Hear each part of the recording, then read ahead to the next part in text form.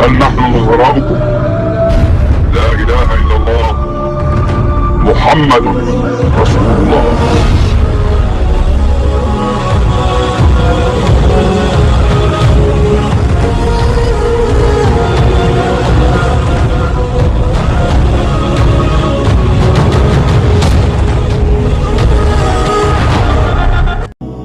Wa'id ya, wa'id itu ancaman. Saya ulang ya, wa'id itu ancaman yang ditegaskan oleh Al-Quran dan Hadis ya, yang ditegaskan oleh Al-Quran dan Hadis bagi orang yang terfikir berbuat maksiat. Ancaman yang ditegaskan oleh Al-Quran dan Hadis bagi orang yang terfikir berbuat maksiat ya. Maksudnya maaf ya, kalau mau berbuat maksiat, terfikir mengerjakan sesuatu, tolong hadirkan dulu ancamannya supaya jadi rem gitu kan. Misal kita ambil Quran saja, Quran surah ke 104 Al-Humazah. Ibu hafal insyaallah. Wailul likulli humazatin. Baik. Sekarang lihat ya. Alhamdulillah. Wailul likulli humazatil lumazah. Ya, celaka bagi orang-orang yang suka mengumpat. Humazah lumazah itu bukan cuma mengumpat ya. Itu tadinya asalnya berkata-kata yang kotor. Ya, gibah itu humazah, ya kan? Mencela itu lumazah. Kata-kata jorok termasuk di situ. Ya. Membicarakan orang lain termasuk di situ, ya, pada keburukannya.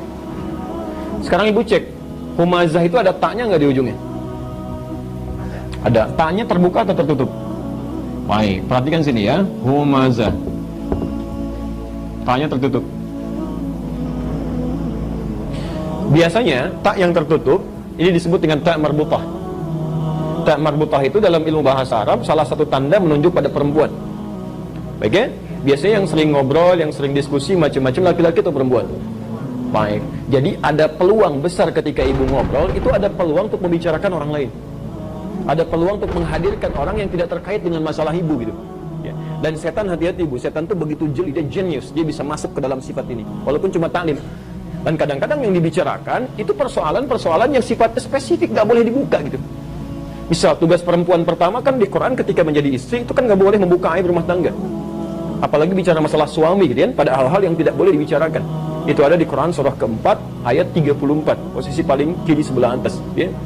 Fassolihatu, perempuan-perempuan yang solihah itu, istri yang solihah, qanitatun, dia taat kepada Allah dengan cara menaati suaminya pada yang baik-baik. Lihat kalimatnya, hafizatun lil ghaibi bima hafizallah, dan dia jaga nama baik suaminya ya. Hati-hati, terutama ketika sedang tidak bersamanya yang sudah Allah jaga. Jadi kalau aib rumah tangga tersebar keluar, yang salah bukan yang menyebarkan, yang salah ibu kenapa buka.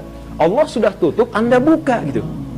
Jadi selama ibu nggak buka sampai kiamat pun itu akan dibuka ya. Yang jadi masalah nanti persoalan sudah selesai dengan suami, yang terbuka belum selesai, itu yang nggak mudah ya. Hati-hati bu ya, kecuali kalau ketemu orang fikah. Orang fikah itu yang bisa diajak tuh kasih solusi dan sebagainya ya. Maaf, kadang-kadang cara setan masuk ke sini tuh nggak mudah bu. Ibu judulnya taklim, begitu ketemu dengan teman, assalamualaikum, cing apa kabar, alhamdulillah, ukhti bagaimana, baik, keluarga sehat semuanya, suami, di situ masalahnya ya. Udah mulai itu ya. Nah ini sifat perempuan. Laki-lakinya alladzi jama'a mana wa 'addada. Biasanya kalau pakai alladzi itu menunjuk pada laki-laki. Kalau allati perempuan pakai tak gitu ya. Ini laki-laki.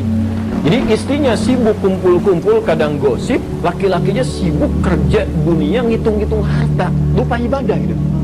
Ini pasangan lengkap nih, spesial ya.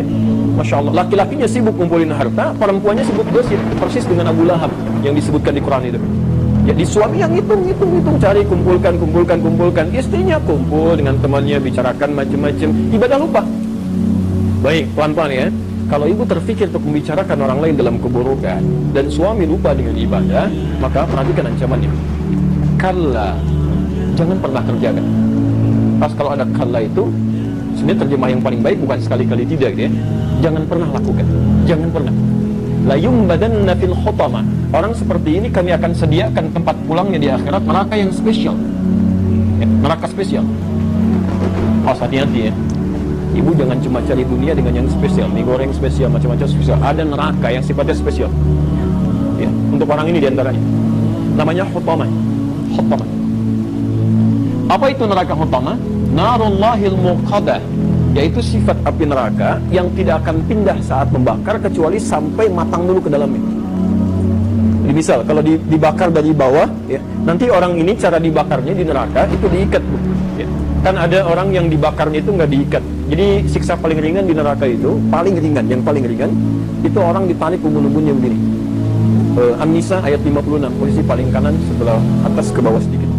Innal ladzina kafaru bi ayatina, orang-orang yang susah diajak kembali kepada Allah, ingkar dengan ayat-ayat kami, saufan nuslihin nara, di akhirat nanti ubun-ubunnya akan ditarik. Nusli itu tarik ubun-ubun, ya. Kemudian dicelupkan. Ibu sudah pernah bikin teh celup?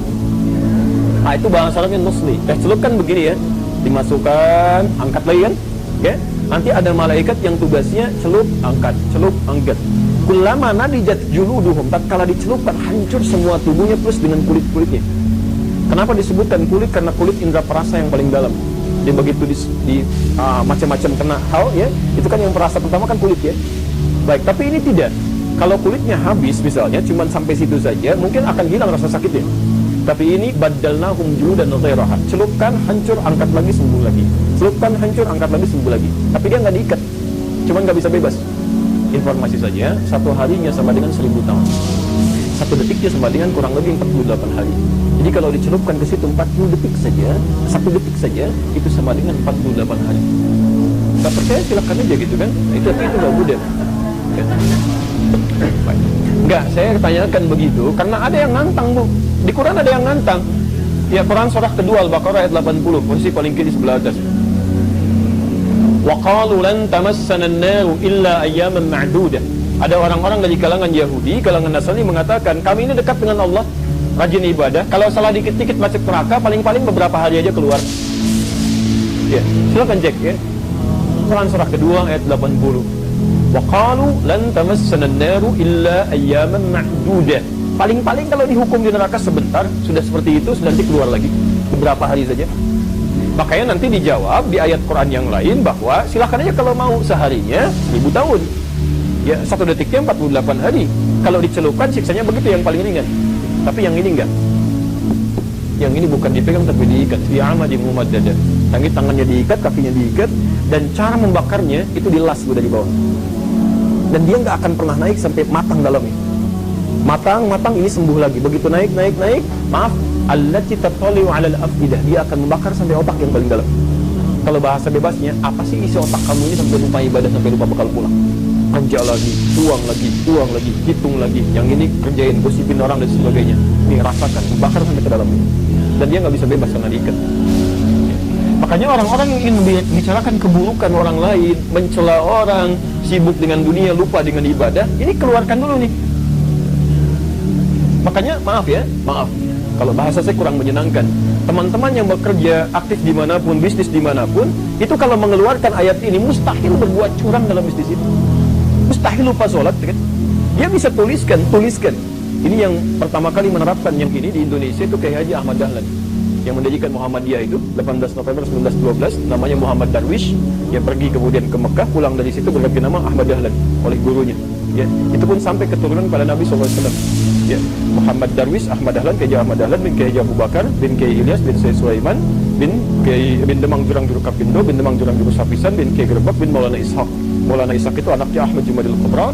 Ahmad Jumadil Kubra keturunan dari Ali Zainal Al-Kabir. Ali Zainal Al-Kabir anaknya Ali Zainal Abidin. Kemudian sampai kepada Husain anak adiknya Hasan anaknya Ali suaminya Fatimah putri Nabi SAW. Ya. Nah itu kalau beliau pulang ke rumahnya berdakwah, misalnya ada yang mencela, ada yang sebagainya, itu ditulis, Bu, di dindingnya. Sadarkan pada dirimu, memegang teguh ketentuan Nabi itu bagaikan memegang kayu bakar.